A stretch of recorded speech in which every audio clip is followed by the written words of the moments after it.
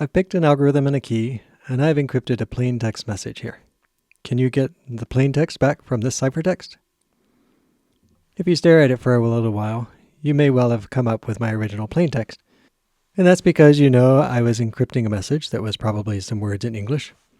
And you might have noticed the double M's here as a kind of clue, and you may have noticed it's the same shape of hello, and you may know that I'm a programmer, so I use hello world all the time. In fact, these two M's are the letter that come right after two L's. F is the letter that comes out of E in the alphabet, H comes after I, and so on. And so the way I encrypted hello world, this plain text, into this ciphertext IF, MMP, etc., is by mapping A to B, B to C, C to D, and so on. This encryption algorithm is called substitution. And it's very weak, but this idea of substitution is going to be one ingredient that we use to get to better encryption algorithms. Let me try again. Can you find my plain text message this time? Well, of course, because I've just used the same algorithm with a different key. And since you knew the algorithm, it's not hard to figure out that the key this time is to map each letter to the one 2 later in the alphabet instead of 1 later.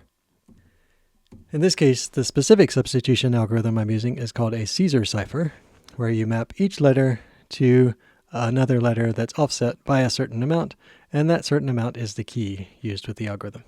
So in this case, I have a Caesar cipher where the key is 2. The symmetric key to decrypt is just the negation of that number, so -2. Of course, at the end of the alphabet where we're at Z, then the arithmetic needs to wrap around. So it's really add 2 modulo 26. By the way, if we use a Caesar cipher where the key is 13, this is known as a ROT13 encoding, and it was used in the old days to encrypt spoilers. So in a chat message, you might ROT13 a spoiler about a show or a movie you're watching, and then when someone was ready to read the spoiler, they could easily decrypt it by doing ROT13 again, since 13 and -13 turned out to be the same shift in this cipher. With this Caesar cipher, there are only 26 possible keys, at least with the Latin alphabet that we use in English. And so to decrypt a message, as long as you know it's a Caesar cipher, even if you don't know the key, you would only have 26 things to try. So that doesn't sound very good, but we can make things much harder by putting letters in combination and mapping those to different combinations of letters. That is, we could treat n letters in a row as n base 26 digits, and then the sequence HEL, for example, would get us this 8 times 26 squared plus 5 times 26 plus 12, since H, E, and L are 8, 5, and 12 in the alphabet. We could take that big number, shift it by a certain amount, and then shift that back into letters. And in that case, we would have, instead of 26 keys, we would have 26 to the n keys, which means it grows very fast.